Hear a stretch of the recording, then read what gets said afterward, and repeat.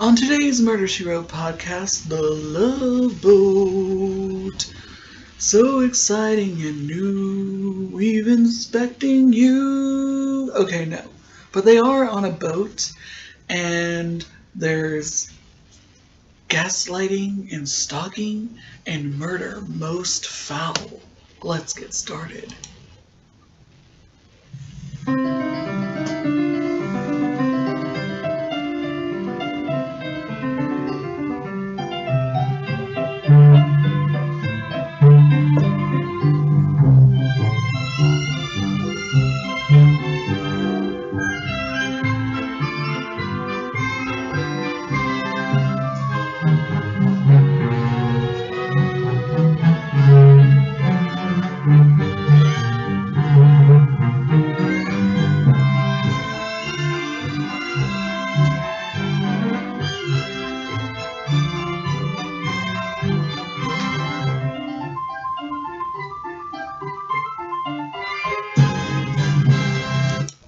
Hello guys, and welcome to the Murder, She Wrote podcast, where I watch every single episode of the hit 80s show / 90s show Murder, She Wrote, starring 3-time Academy nominee and 5-time Tony Award winner Miss Angela Lansbury. Today we're going to be talking about Season 1, Episode 15, My Johnny Lies Over the Ocean. Air date February 10th, 1985. I want to apologize in the last episode that I posted. I said it was Episode 13, Murder to a Jazz Beat, when it was actually Episode 14. And I apologize for that because in syndication, the show... the pilot movie, which premiered before the season of the show did. And the first official episode was Season 1, Episode 1, Deadly Lady. But because of syndication, they syndicated into 2 different parts, which is not the way it originally aired. So I'm going off on that. If you were to search the show on Google, and you were to search Murder, She Wrote Season 1, you would pretty much see that the episode numbers that I'm going in are the actual episode numbers. Because I make sure to double check that, but I forgot in the last episode what number I left off on. It's easy to forget. And Season 2 will be easier because we start sort of fresh. We know that there's no pilot movie before the first episode of Season 2. Before I start, I want to give a really great shout out to a woman who commented on the post yesterday in the Jessica Fletcher Murder, She Wrote group that I posted the episode in. She said, "Thank you for keeping me connected to Jessica." And I want to thank you, Miss Rita Walker, for saying those words. Sorry, that was my phone. Nothing important. I should have silenced it. My apologies there. But anyway, words cannot express, Miss Rita Walker, what this comment means to me. It means that I'm giving you entertainment during this horrible pandemic and that people are actually listening and enjoying this podcast. And that's what I'm doing it for. I love this show. I love the groups that I'm in. I also want to thank Kathy Reed Collins. She said, "I've watched it twice since on Peacock. I loved it." And she means she watched Murder to a Jazz Beat on Peacock, and she loved it. And Lynn Madeline Westfall, hopefully you guys don't mind me mentioning your names, she said she loved it too. And their comments, they give me life. I am just so happy that they love it, and also everyone in my other Facebook group that I'm a part of called All Things Murder, She Wrote also love it too. And that just warms my heart knowing that I am spreading as much joy and positivity as I can during this terrible time we're living in. And I'm gonna finish Season 1. I promise you I'm going to. So without further ado, let's dive in to this episode. It is one of my favorite episodes. It's called My Johnny Lies Over the Ocean, which is a play on My Bonnie Lies Over the Ocean, which is a depressing song, and I'm not going to sing it for you. This is one of my favorite episodes because not just because of the twists and turns. I also love it because of two very awesome guest stars that I grew up with on my television. One of them is Vicki Lawrence, who plays Phoebe. This will be the first of many guest appearances on Murder, She Wrote that she will be a part of. And she's known for the Carol Burnett Show and, of course, Mama's Family, and I absolutely love her in that. I have all the seasons of Mama's Family on DVD. I just love watching that show. It's so good. Excuse me. I apologize. And Leslie Nielsen, who guest stars as the captain in this episode and played the captain in the original 1972 Poseidon Adventure. And I absolutely love that movie. It's one of my all-time favorite disaster movies. And I love the book too. I got to read it this year. But more on them a little bit later at the end of the episode, like we do when we get to the guest stars. And we'll find out some more interesting facts about them, maybe. So we start this episode off in sort of like a fog or something.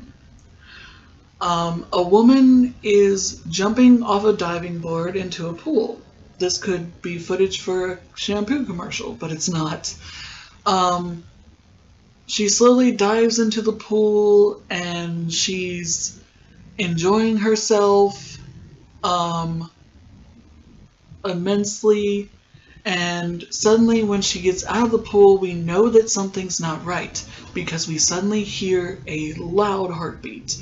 Well, I say it was loud because I was watching on my computer and it was loud. I'm surprised my neighbors downstairs didn't hear it. But it goes faster and faster until she discovers the body of a man lying on the floor with a gun in his hand. Suddenly we find ourselves in a room in a hospital, and a nurse is saying, "It's okay, Pamela, I'm here, Pamela." This is Pamela Crane. She is Jessica's niece, and in this episode we get introduced to Jessica's brother, Dr. Marshall McGill, and that is Jessica's maiden name, not Fletcher, because she married Frank Fletcher. An interesting fact that I found out. They used the name McGill because that was Angela Lansbury's mother, real-life mother, stage name. I can't pronounce her real last name, but that was her stage name. And they decided to make it Jessica's maiden name to pay a tribute to Angela Lansbury's real-life mom. So I think that is freaking awesome. So Pamela is being released from a mental hospital because apparently she went into shock after discovering Johnny's body. That was the man that she discovered, her husband Johnny, who she'd been married to for about 4 years, I think. Jessica decides to take Pamela on a cruise, and it looks like the scenes on the boat were filmed on the Queen Mary. It looks like the same boat that they filmed the scenes on in the Poseidon Adventure, but I could be wrong. It even could be the boat from the Love Boat. I don't know. And it kind of feels almost like a Love Boat episode because of the way they have the passengers arriving. And Love Boat was on ABC, so I don't know, maybe this was CBS's way of getting back at ABC for having that hit. I don't know, because we get introduced to Mrs. and Mr. and Mrs. Reed.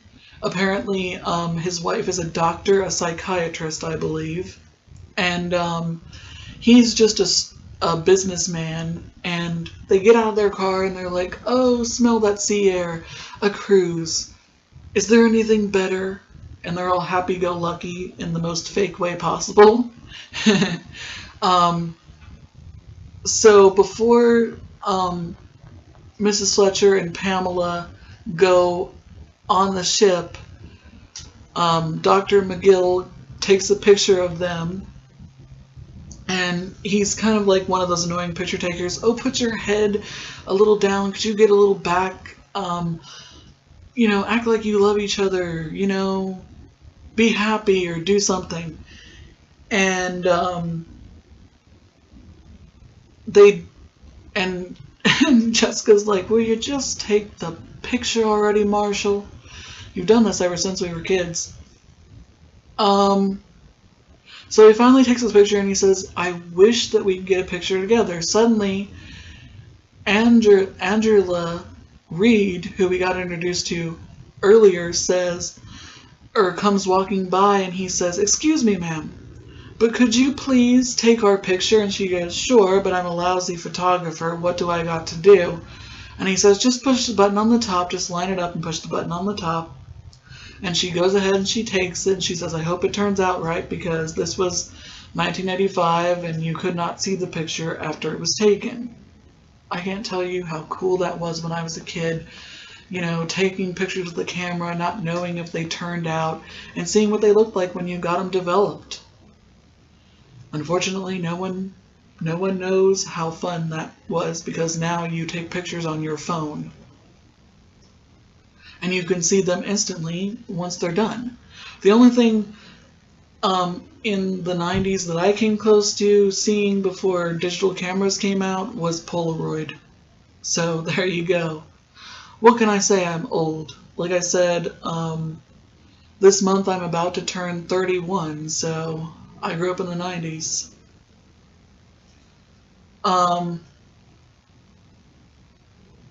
So anyway, he gives her his camera, and she sends the film off to be developed on the ship. Meanwhile, we get introduced to Vicki Lawrence's character of Phoebe and her friend Carla. They are late for the boat and are screaming, wait, don't go without us, don't go. And but they get on the boat in time, and they are so funny. And I wonder if this woman ever was on Mama's Family, because she would have just been perfect with Vicki Lawrence.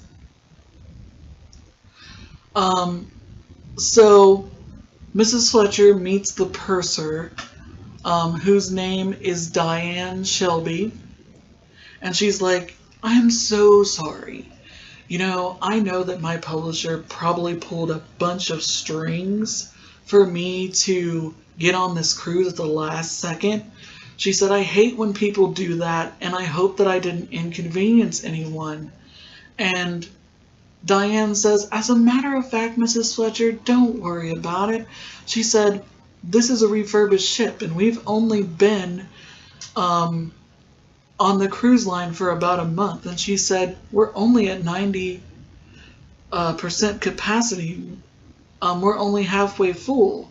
And she said, and all the way up until you boarded, we had last-minute passengers, so it's totally fine. So Mrs. Fletcher is ill at ease. Mrs. Fletcher is so great. She's always looking out for other people, and that's great. We need more positivity like that in the world. So Mrs. Fletcher goes to her cabin, and Pamela is alone in the cabin reading Johnny's suicide note and crying. When she tells Mrs. Fletcher this, Jessica's like, oh, I don't think you should have brought that letter. She reads it to Jessica, and then she says, oh, why couldn't we be perfect like you and Frank? And Mrs. Fletcher says, oh, who says we were perfect? She said, you could be married to a person and you won't know everything there is to know about that person. But the most important thing is that Frank loved me and I loved him, and Johnny loved you and you loved him. And that's all that matters. Isn't she so wise? Such great dialogue in this episode. Um, Suddenly there's a knock at the door, and there's like a horn-toed, like a horny crewman comes in. He has a mustache. I don't know his name. I don't think he's credited. But he has a weird mustache that looks like it's about to fall off at any moment. And he's always holding it like he's trying to keep it on.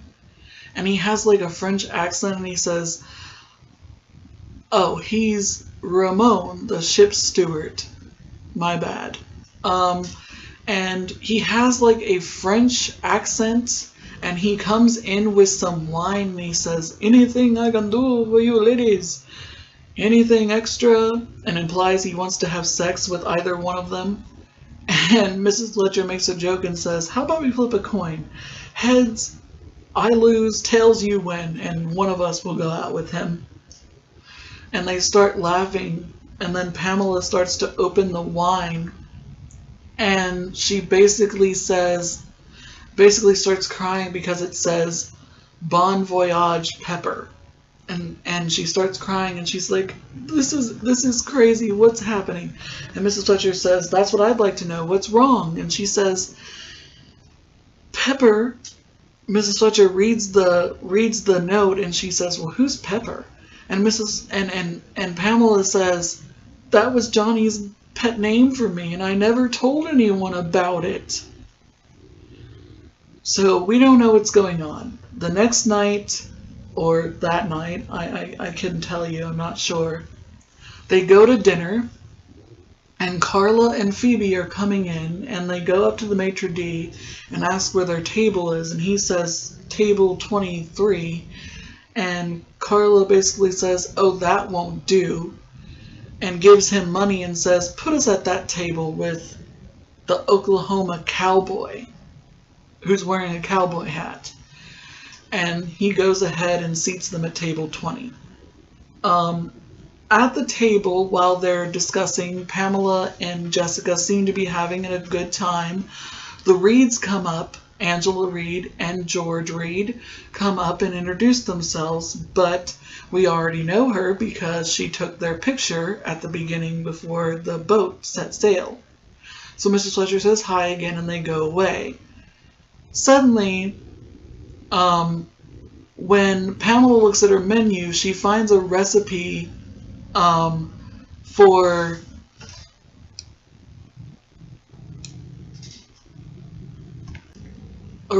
describing mustard and walnut sauce for something that Pamela invented herself, and she claims that no one knew the recipe but her. So she runs out of the restaurant out of fear of what is happening, and she's completely and utterly confused. Mrs. Fletcher demands to know where that recipe came from, and the maitre d' claims that it was not on the menu when he gave it to her, and it was not a dish that was cooked. Later that night, Carla and Phoebe seem to be taken with the Oklahoma cowboy who is an oil tycoon. He ends up walking and strolling along the deck with Carla, but when he talks about killing animals, she's turned off by him. And it goes nowhere. Mrs. Fletcher comes up to them and asks if Carla has seen her niece, Pamela, go by, and she says, "No, I haven't seen her," but she remembers her from the dining room. Suddenly, they hear a scream, and that is in your visual aid on the left side of your screen of Vicki Lawrence screaming, because Pamela is on the bottom of the stairs. Her head is bloody. She wakes up in the hospital on the ship, and she tells them that she heard somebody calling her pet name Pepper, and when she went up the stairs to see who it was, somebody pushed her. The captain, Leslie Nielsen, does not seem to believe her, and Mrs. Fletcher insists that a guard be with them at all times. When they're strolling on the deck, they see a man in glasses watching them from afar.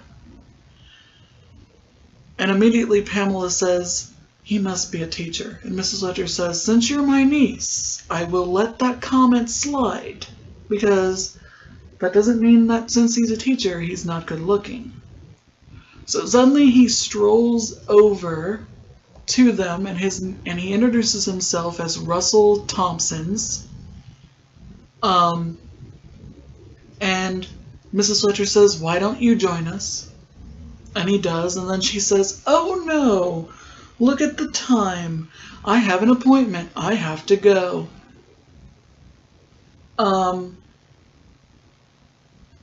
So, with the information that Pamela gave her, Johnny was adopted. His birth mother was an unwed teenager who gave him up, and he never told anyone but Pamela. And he was able to track her down, and they were supposed to meet each other, but in the end she chickened out, and they never met each other. So Mrs. Fletcher thinks that maybe the mother is on board. She decides to find out who booked passage at the last possible second. She calls Marshall on the phone, who is a surgeon, and she tells him everything that's going on and tells him that he must find those records and find out who Johnny's mother was. She then gets off the phone, and suddenly there's an announcement over the PA system for Pepper Crane report to the purser's office. Pamela comes barging into the office and says, "Why are you doing this to me? Is this some sick joke?" And she says, "Are you Miss Crane?" And she says, "If you are, there's been," and this is Diane, the purser. She says, "If you are, there's a message for you. There's a telegram for you that just came off the Telex," which is some machine they had in the 80s. I can't remember exactly how to pronounce it, but a telegram has come through for her. She picks it up and she reads it, and it says, "Till death do us part, love, Johnny." Pamela is so overcome that she faints. Mrs. Fletcher demands to know where the telegram came from. Diane insists that it just came at that moment, and that the transition was delayed and was not to be delivered until that very moment. But no one signed it of who sent it. So Mrs. Fletcher and the captain realized that Miss Shelley booked passage at the last minute, thinking that she's Johnny's birth mother. And I literally thought they were barking up the wrong tree here. It turns out that she booked passage to the last second because she needed to get out of a marital affair, and her story checks out, so she's not a suspect. Mrs. Fletcher then goes into the dining room to see Carla and Phoebe, and Carla is stuffing her face with a bunch of cake, and Phoebe says, "I cannot believe that things went so wrong with that Oklahoma cowboy. Why would you think that he was a good guy?" "Well, how was I to know that he was going to talk about meat products and all that other stuff?" What a bust. Mrs. Fletcher comes over and says, "Wow, that cake looks lovely. Can I sit down?" And Carla says, "Sure, why not?" And Phoebe says, "You're that writer, aren't you? That mystery writer." And she says, "Yes." And she sits down and she does sort of like reverse psychology to get some information. She goes, "I don't know about you, but I'm having a lousy time on this cruise. It's the pits. My cabin is very drafty. Things are not so good, and they call this the Jinx ship. No wonder the three of us was on here at the last minute. If I were you, I'd contact your travel agent and complain." And suddenly Phoebe and Carla start laughing, and they say, "Travel agent? We ain't got no travel agent." She said, "The company we work for said that we had to use our vacation right now. We had saved up 2 weeks worth of vacation. We wanted to go to China, but we needed 1 more week. But they said if we didn't use it right now, that we would lose those days, and there was no way that we were going to build up those days again. So we decided to book this cruise. So we're sorry that you're having such a horrible time, but this is paradise to us. And she says, oh, okay. So they're not suspects anymore. And that's Vicki Lawrence's last appearance in the episode. But when she appears in other episodes, she has more to do. I can't wait to see those episodes again. So Pamela wakes up in the hospital again after fainting. And Mrs. Fletcher says, I believe that everything is happening to you for a reason, and I'm going to get to the bottom of it. The next two people that Mrs. Fletcher gets to interview is the Reeds. George Reed it talks to Mrs. Fletcher and says, well, I got some time off from work and we decided to take a cruise to relax because Angela's been doing a lot of work lately. She's a psychiatrist and she really cares about her patients. And they really care about her, but she needed a break from the craziness, so we decided to take a cruise. She says, well, I would love to talk to your wife. And he says, well, she decided to take a nap. But for some reason, she didn't come down for lunch. So they go into her room and they find her dead with a bottle of pills in her hand. The doctor comes down and determines the cause of death is that she overdosed on barbiturates. Next to her is a suicide note where she explains that she is Johnny's birth mother and that she could not believe her son was dead and she blamed Pamela for it, and she was trying to make Pamela crazy. They also find incriminating photos that someone took of Pamela and Johnny together, which we only see him from behind. We don't see him, we just see Pamela. I guess they decided not to cast his character.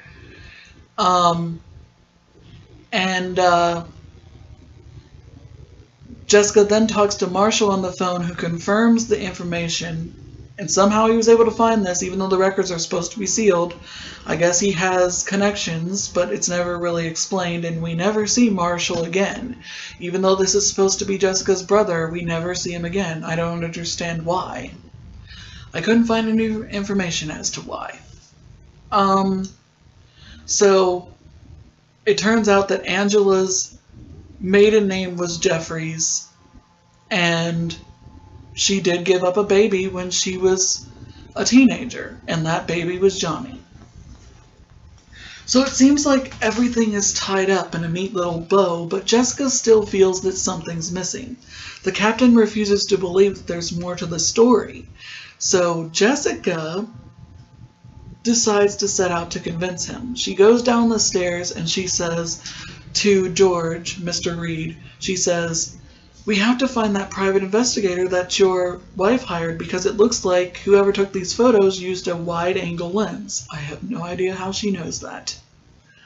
But he says, no, my wife took them herself. She's an excellent photographer.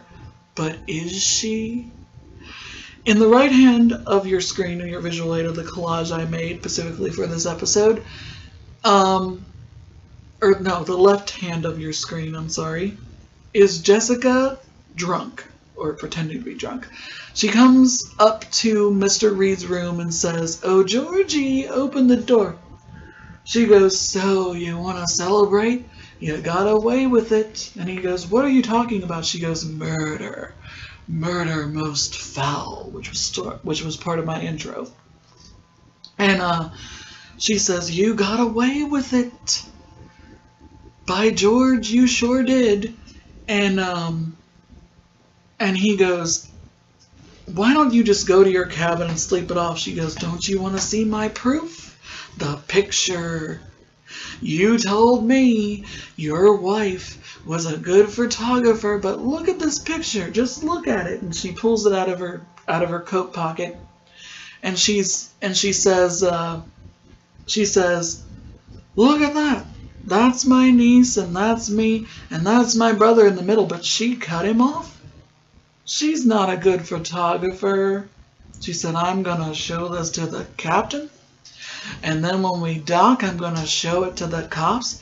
And then you've had it. So he runs after her.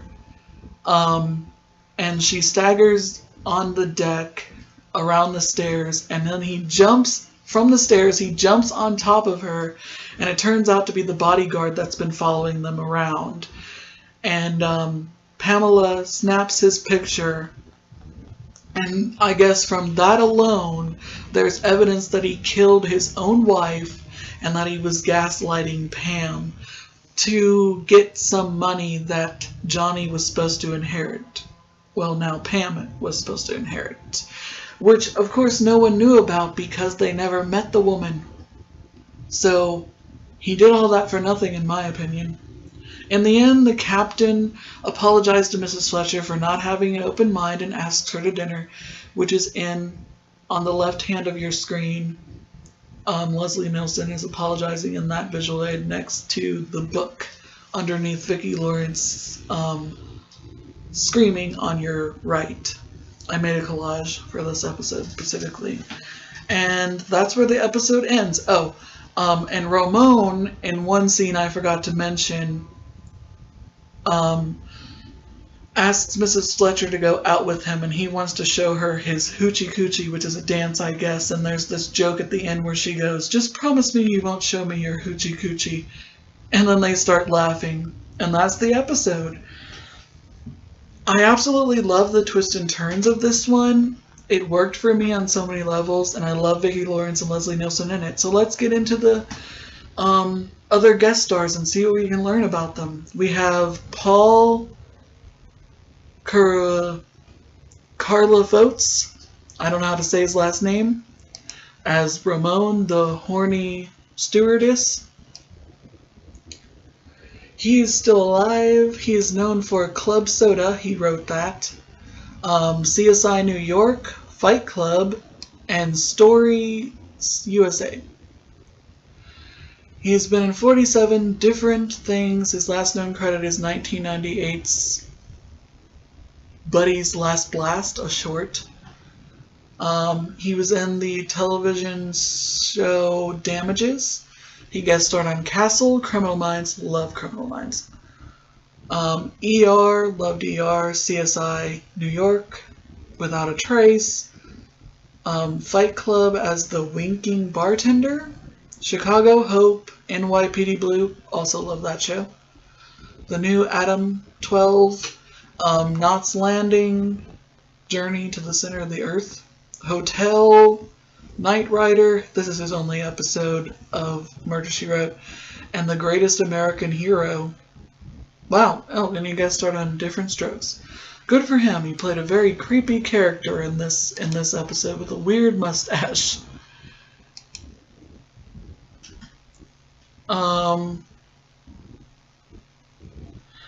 Jessica's brother was played by Jason Evers.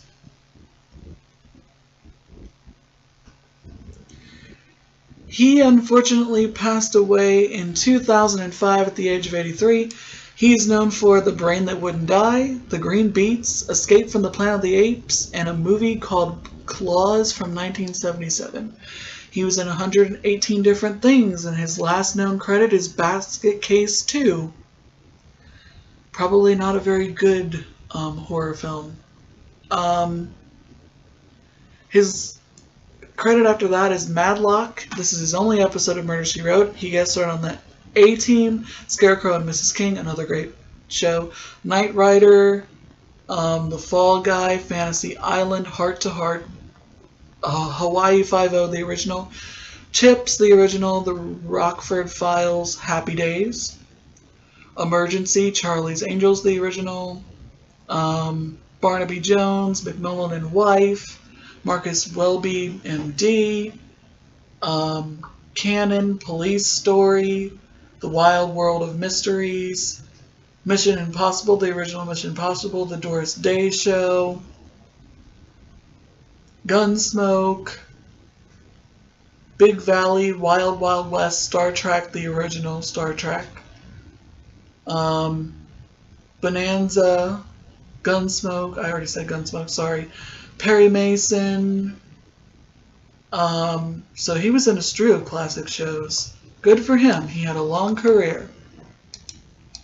Wish you could have been in more episodes, Mr. Evers. Our murder victim, Mrs. Jeffries Reed, was played by Rosemary Forsythe. No relation to John Forsythe, I don't think. She is still alive. She is known for Ghost of Mars, Disclosure, Daylight, and that's it.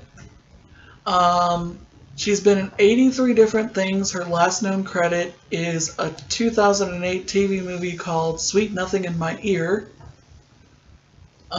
She guest starred on Without a Trace, NYPD Blue, Monk. Another good show.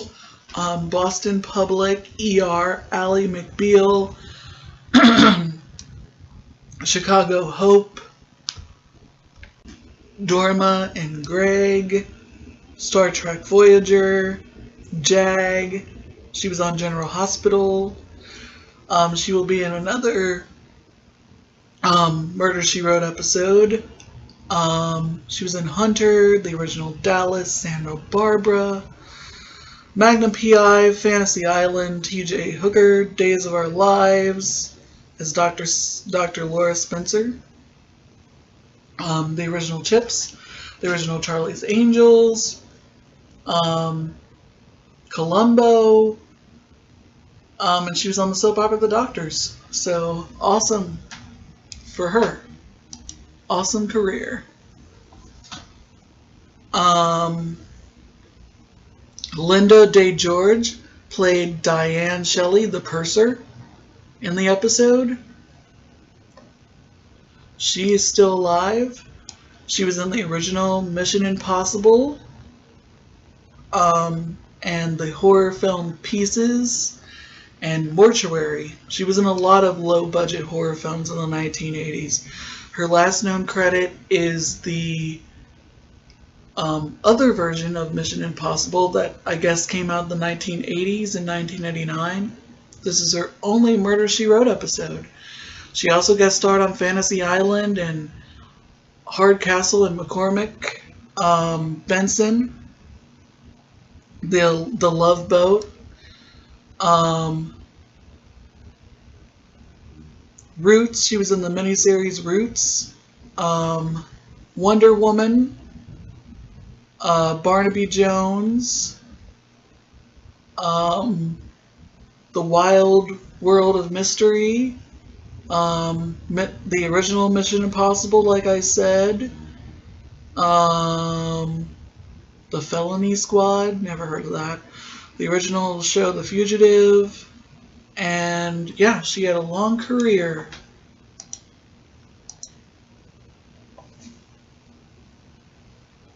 Then we have, of course, Vicki Lawrence. Let's see if there's anything that I don't know about her.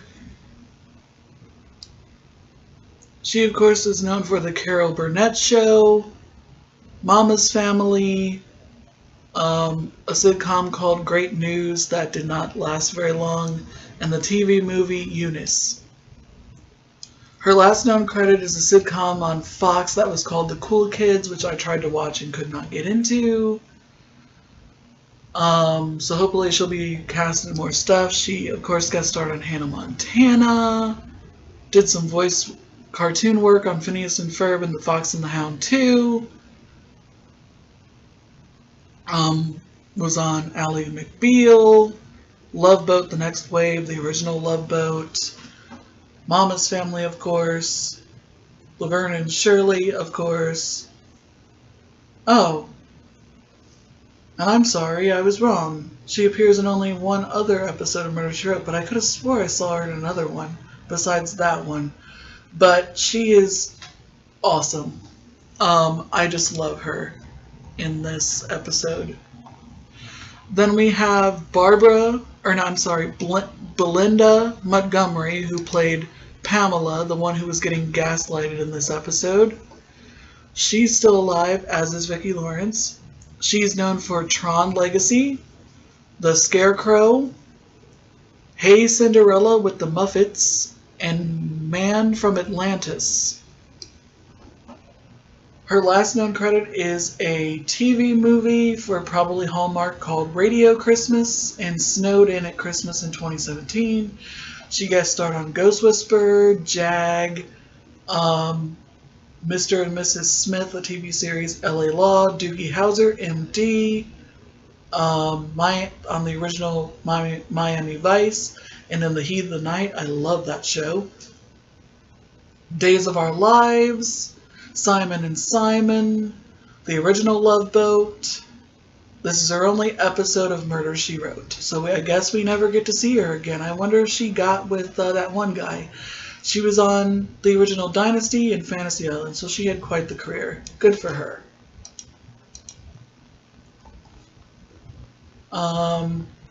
Then we have Leslie Nielsen. Let's see if this is his only episode of Murder, She Wrote. I'm not sure. I think he appears in another one. He unfortunately died in 2010 at the age of 84. We miss him, but he left such a legacy behind. He's, of course, known for Airplane, the Naked Gun movies, and Forbidden Planet. He was in 253 different things throughout his career. Scary Movie, 4 in the Scary Movie franchise. His last known credit was Stonerville as a producer in 2011.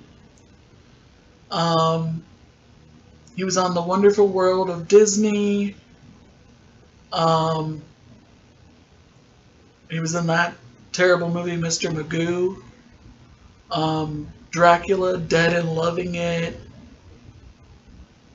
And he also guest starred on The Golden Girls as Dorothy's husband in the finale episode in 1992 as Lucas.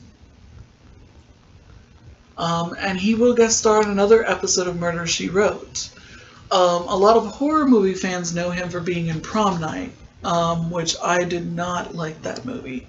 Jamie Lee Curtis was good in it, and so was he, but, it just wasn't good. He also guest starred on the original Love Boat and Fantasy Island, so he had quite the career. I think he was a funny, hilarious actor, and he was really good in dramatic roles, too. Andrew Parks played Pamela's love interest. Let's see what he was known for. We're almost done. He is known for the lost skeleton of... I don't know how to pronounce that, sorry. Trapper John M.D., Donnie Berluschi, and Tale of the Screaming Forehead. Okay. His last known credit is 2013, and it's a short called It's a Frame Up. He was on the spinoff from Buffy, Angel. The Barbara Streisand movie, The Mirror Has Two Faces. Homicide, Life on the Street. He will be in another episode of Murder, She Wrote. He also guest starred on MASH, Heart to Heart, Barnaby Jones, Kojak, Policewoman, the FBI. So, interesting career, Mr. Parks. Good for you. Then we have our killer, Lawrence Pressman. Lawrence Pressman as George Reed. Lawrence Pressman is still alive. He's known for American Pie. Really, I did not notice him in that movie. 9 to 5. I didn't notice him in that movie either. He didn't look familiar at all to me when I was watching this episode again. But apparently, he's also known for Shaft and the TV show Dark Angel. He was in 180 different things. He's still acting to this day. There are several projects that are pending. He guest starred on 911, one of my favorite shows on Fox right now. Modern Family, Heart of Dixie, Law and Order LA, which didn't last very long. Ghost Whisperer, Boston Legal, General Hospital, Crossing Jordan, NCIS, Medium, Bones, Judging Amy, The Guardian, The Practice. He was in Dr. Dolittle too. Diagnosis Murder, The X-Files, The West Wing, The Drew Carey Show. He was in a lot of things. Ally McBeal, Star Trek, Deep Space Nine, Dangerous Minds, Dr. Quinn, Medicine Woman, All My Children, as Principal Beck. Law and Order, the original Law and Order. This will not be his only episode of Murder, She Wrote. He'll appear in a couple other ones. LA Law, Doogie Howser, MD. He was also in the 9 to 5 television series, which I wish they would release on DVD because it was funny. Dynasty, Hill Street Blues, One Day at a Time, the original One Day at a Time. So awesome. He has such a long career, and I hope he continues. He's a good actor. Okay, and our last guest star that we're going to talk about is Joanne Worley as Carla, Phoebe's best friend on the cruise. She is still alive, and she's known for doing various voice work. She's known for a Goofy movie, Beauty and the Beast, Roland and Martin's Laugh-In, and Caroline in the City. Her last known credit is 2012 In the Middle, which was a good show. She also guest starred on Jessie on Disney Channel, Bones, Wizards of Waverly Place. She did some voice work in Kingdom Hearts. She was on Boy Meets World, Sabrina the Teenage Witch. She voiced the wardrobe in Beauty and the Beast. That basically tries to give Belle like a dress and stuff. She was on the original Love Boat. She was did voiceover work for the Wuzzles, the Pound Puppies. This is her only episode of Murder, She Wrote. She was on the original Chips, The Magic World of Disney as Miss Osborne, the original Hawaii Five-0, Emergency, Love American Style, sorry.